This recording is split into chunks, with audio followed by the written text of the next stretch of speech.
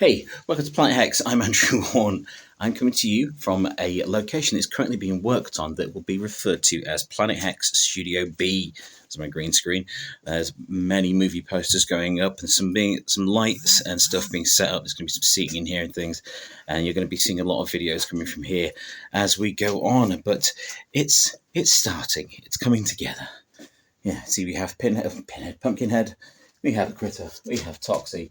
Now we have Ozzy from Bark at the Moon. This will grow. More will be revealed about this location very soon and what's going to go on here. But there will be some videos going on here, with some other things going on here, which will be very, very exciting. So yes, I've been watching a lot of streaming stuff lately.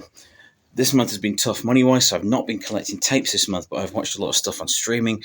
I've watched A Working Man, the Jason Statham movie, stuff like this on big streaming services like Reacher. What else? Superstore, Wheel of Time, things like that. But I've also been finding a bunch of weird stuff as well, which has been very, very cool. I've got a list over here, so that's why my eyes keep going over there. So Hollywood Meat Cleaver Massacre, that was fun. That was a good find last night on one of the streaming services. I think that was on Foursome. So yeah, I've been going through like Plex and Foursome and FilmRise and all this nonsense to find the weirdest stuff. I really, really enjoy finding these weird things. Redhead was another one, which is an extremely violent, grindy type modern movie, but yeah, way, way more violent than I expected. Strange Vice of Miss Warden. My favourite one I found, though, was A Corpse for Christmas. Now, this was a VHS shot, proper SOV, but modern era, like the last couple of years, movie very much in the vein of, say, like Necromantic, but not as messed up. Thank you very much. I'm glad about that. But if you have a penchant for SOV horror movies and the weird, very macabre, and want to hang out in that era again, do go and check out A Corpse for Christmas, which is just a marvellous thing to watch. I really enjoyed it, but it is one definitely for the SOV fans. So what we're going to do tonight, I'm going to take you inside, away from Planet Hex Studio B, what will become Planet Hex Studio B. More to come on that. And we're going to go into the Internet Archive, and we're going to go and find some trailer compilations. I love trailer compilations. They are fun. They are more fun than movies in many cases. And a lot of the time, all you need to see is the trailer. But I really have a soft spot for trailer compilations. I made a few myself, which I've had to sit screened on the cinema screen. And I think that it's a bit of an art form in itself, but there's so much entertainment to be found in these. They're great for pies. They're great for backdrops at concerts. They're great to just sit down and watch yourself with snacks if you're a bit too lubricated, inebriated. Well, either, fair enough, to think of anything else. Trailer compilations are a really cool thing to have, and I'm always on the lookout for more, mainly on the Internet Archive, because they're beautiful things that you can, download, but there's loads of them on YouTube as well. But let's go over to the Internet Archive and see what we can find there.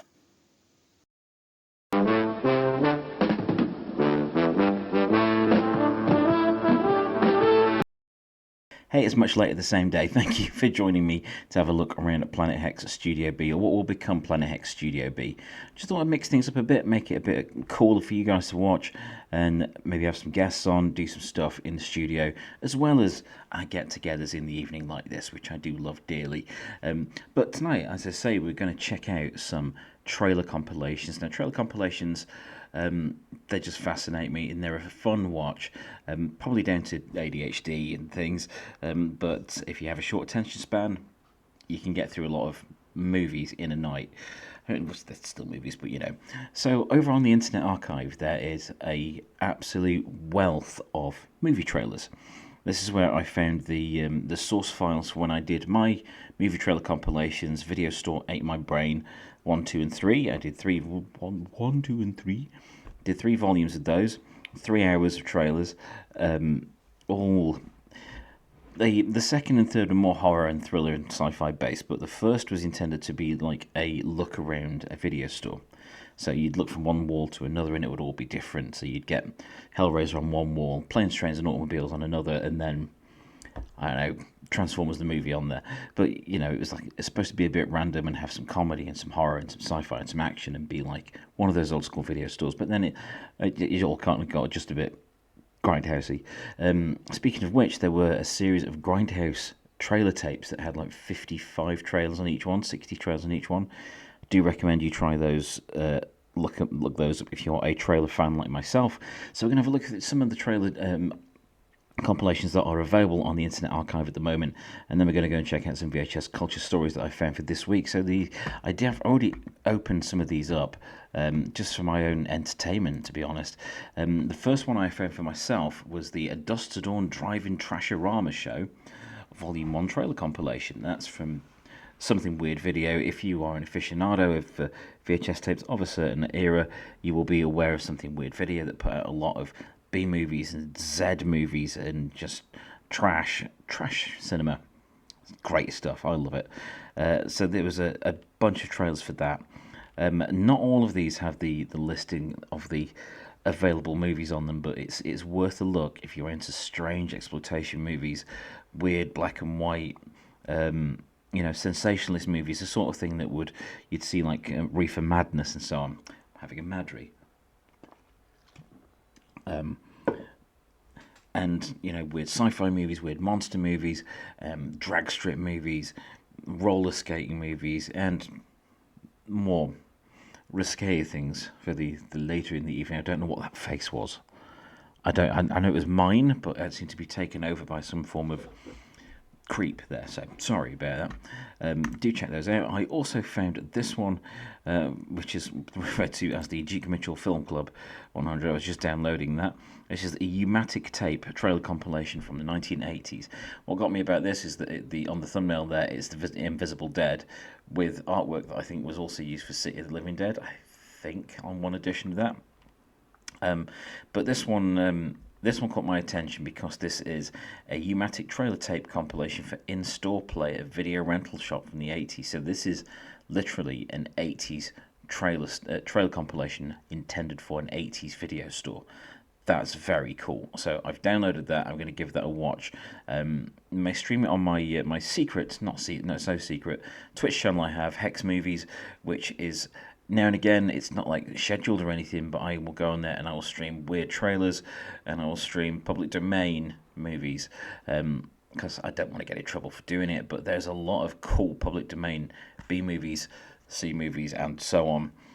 Stuff that makes Ed Wood look like, I don't know, Orson Welles. In many ways, he was, though.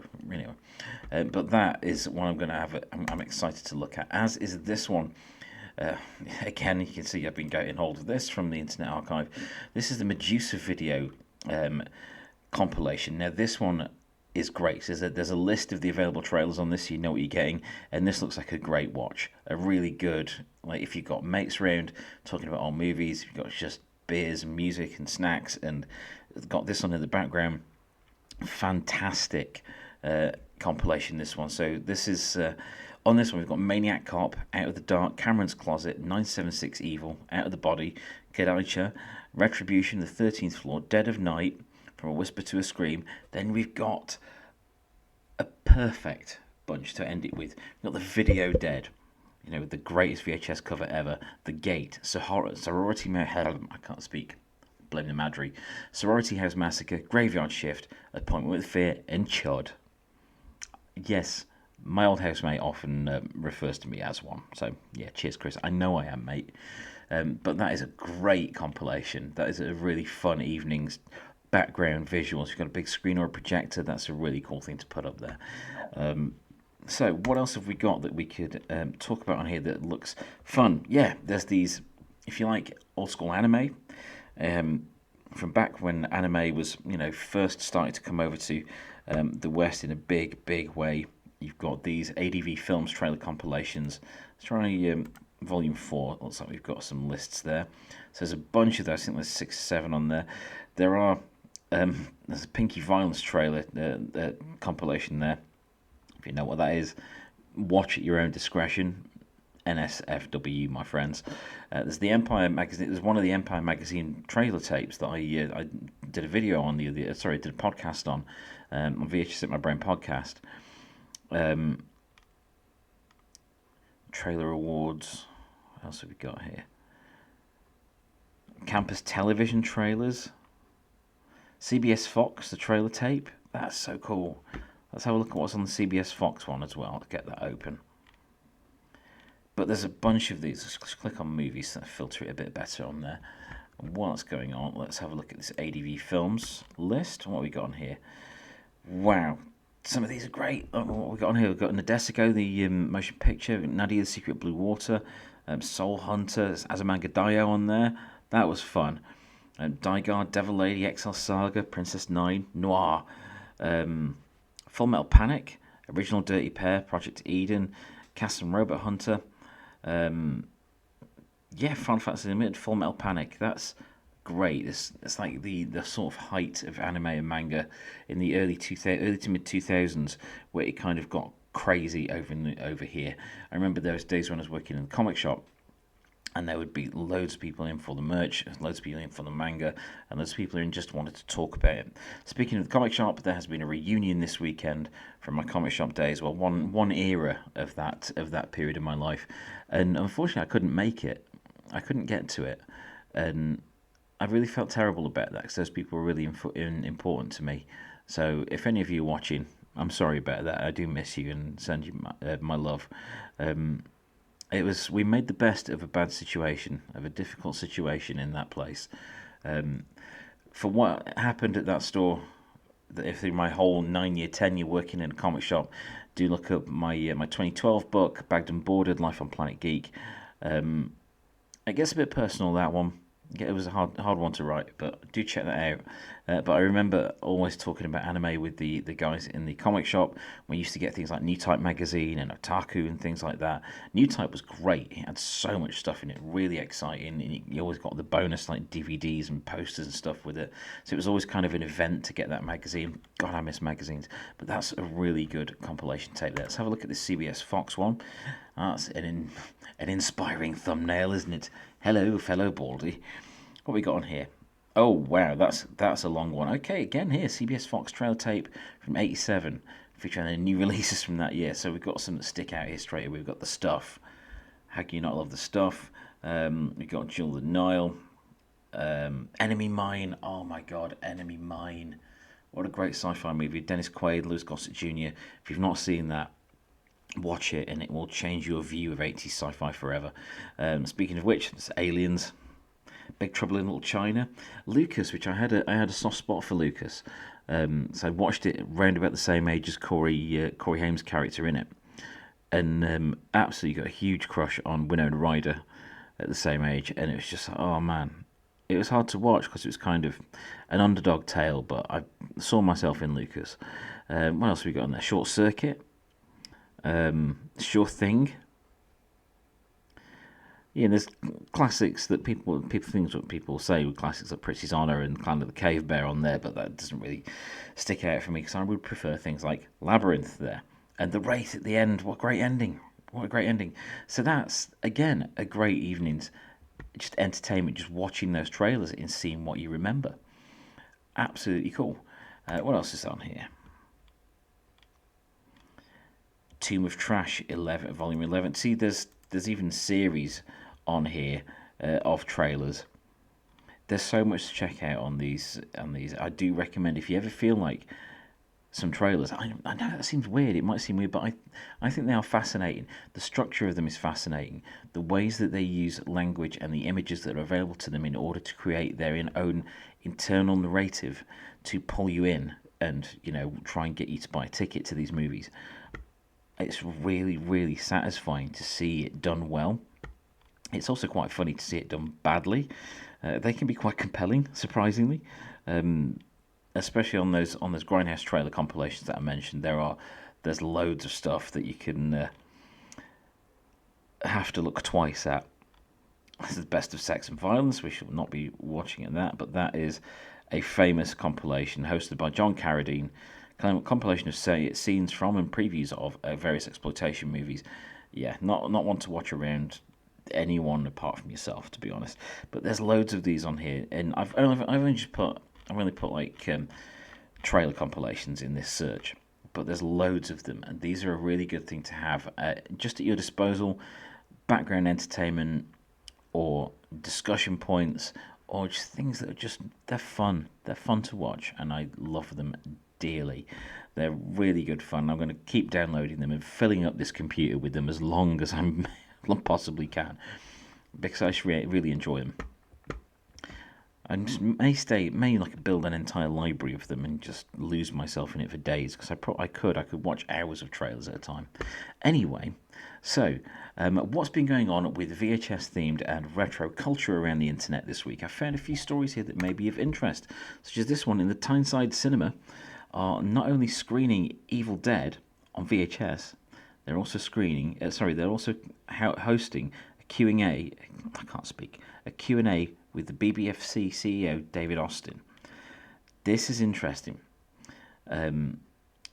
This cinema is inviting him for a fascinating insight into the world's film's classification history and the broader content landscape that shaped the era. So there's a lot of stuff about the video nasties era going to go on at that night, and that would be really interesting. The Evil Dead is one of the most notorious ones over here because it got the most press. Granted, out of all the video nasties, it's also probably one of the best made ones. So it actually looked like a film, even though it was early on in everyone's careers, So it changed cinema in the UK because of the video nasties era. It changed how things were seen, and it came out in 1982. Did not come back onto UK shelves until 1990. So, yeah, the screening the movie, and we've got a Q&A with one of the guys involved in that entire era. So that is really exciting. I love that stuff like this is going on, and it gives people a greater understanding of not only the film itself, but the era and the pop culture zeitgeist that was going on at the time, and that is really, really cool. The next one I found here, over on flatpanelshd.com, so about TVs, Hollywood rewinds and brings back VHS. Hollywood has, in a strange twist, rediscovered the videotape, VHS, but there is one crucial difference compared to vinyl's revival. So this is talking about the special editions of movies that have been coming out, like the previously mentioned They Live over on Vice Press, with those cool tapes. But there's also been like Terrifier 2, and a bunch of us like Escape from New York is coming out. Deadpool had a VHS release in 2016, limited to 100 copies. But yeah, Suspiria has Alien Romulus recently. There's still interest. In stuff coming out on this specific medium, and why not? Why not? If people want it, granted, it will be a niche interest, and people of a very limited scale. Why not? I think that's really cool. It's like the heritage DVDs and Blu-rays where people can get stuff custom made to order by like studios. I think it's Warner Brothers doing it. Maybe wrong there, but I think that's a really good idea. Just doing them to order so they do meet what demand there is. Why not? I got this one up as well on bloodydisgusting.com, which is a story about I Saw the TV Glow. Celebrates first anniversary with a VHS release from A24. So I've still not seen this. I meant to see this, and I've still not seen it. And it seems to have become quite loved quite quickly. But it is coming out on VHS. So the coming of age existential horror film is presented on VHS in letterbox format. So it's got a new original sleeve, and that just looks great. Why not? If these things are going to be appealing to people, it makes sense. It's got Fred Durst in it. I met Fred Durst once. It was really nice. With Wes Borland. I'm sure I've mentioned that on the channel before, but that is kind of cool. I like that. This is going to appeal to the people that like this movie, and that is very much greatly demonstrating distributors that understand the audience of specific content, and I really love that. The next one I found over here, it was on 80.lv, which I've not been to before. This is about a new game. This game simulates blurry vision from wearing contact lenses too long. You can't disable this feature in Super VHS. It's a game called Super VHS, which is a sandbox game, exploration game, full of VHS themed stuff. If that is essentially your sort of thing, please do check that out. One of the big ones for me this recently is Fear Street Prom Queen. I liked the Fear Street movies, the trilogy that was out with the year titles. The first one was by far the best, I thought, with 1994 with Sadie Sink in it. She did show up in the others. But I thought as they went on, they kind of became less lower quality as they went on. Not by much. They still were better than a lot of movies, but for me, the first one was the best out of those by far. But the new one, Prom Queen, is getting some good press. It's getting some good reviews, and it just looks fun. And it has nailed the aesthetic. It's really nailed that whole era look of the posters and the promos and the trailers. So I'm really looking forward to check this out. I will do something about that on this channel. I'll talk about this once I have seen it. The last story I've found for this evening is over on collider.com, and I've not heard of this. The most relentless 80s British horror you've never seen is now free to stream. So it's called White of the Eye, and it's described as one of those obscure genre works that few people tend to remember these days, which is a shame. It is truly a unique piece that is often cited as a rare example of southwestern giallo. That sounds really cool. Where is it streaming? So it's an interesting one, an interesting read. This, I did read it and I've forgotten where it said it was streaming. Do check this out over on collider.com, because it's always fascinating to me that you can still find titles that you're not familiar with, even if you are an aficionado of a particular era, like myself with the video era, in video in general, because that covers the 70s, 80s, and 90s. But when you find something new to you from an era you are specifically interested in and have a great deal of knowledge about, for me, the 80s, it's quite exciting. It's like, oh, uncovered treasure. So I'm going to go and check this out. But do go and have a look at this piece that explains why it's one that is worth watching. That's over on collider.com. So that brings me to the end of this episode for this week. Please do check out the VHS Ain't My Brain podcast. There'll be another episode of that up very soon. Please do look out for more updates on Planet Hex Studio B coming soon. I hope you liked a little look round what is essentially a mess at the moment, but that is going to be developed very soon. The space I have there has been split into two, so it's going to be Studio B on one side, and then it's going to be a little gym on the other, just so I can stay relatively healthy into old age, which I'm hurtling towards at an alarming rate. He says, chugging a beer. Probably not the best idea. But there is also going to be updates. It was going to be like this week, but maybe next week or so. Look out for the cover reveal and the title of the new entry in the VHS Ate My Brain series that is not a sequel. It's a spin-off. It's the first of a small series of spin-offs that I want to be wanting to do for a while, and this is one that's dear to me, and it's going to be fun anyway. Please do like and subscribe if you haven't. Do all the YouTube stuff. I really appreciate that. I am Andrew Horton. I talk about VHS tapes, VHS culture, comics, games, writing life, music, and a bunch of other stuff. I'm an author, a podcaster, a YouTuber, a dad, a bloke who has a day job, and a bunch of other things. But most of all, I love doing this for you guys. So thank you for sticking with me. Thank you for watching this episode of Planet Hex.